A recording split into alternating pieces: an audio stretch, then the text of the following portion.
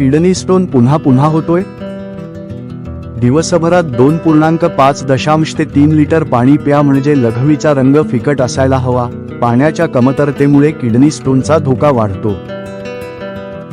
जास्त मीठ खाल्ल्याने किडनी स्टोनचा धोका वाढतो, म्हणून प्रोसेस्ड आणि जंक फूड कमी करावे.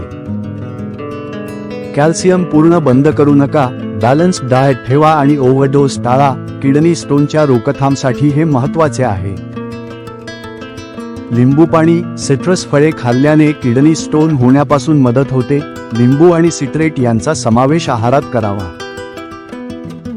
जास्त नॉन व्हेज आणि जंक फूड खाल्ल्याने किडनी स्टोनचा धोका वाढतो, म्हणून मॉडरेशन महत्त्वाचे आहे आणि नियमित व्यायाम करावा.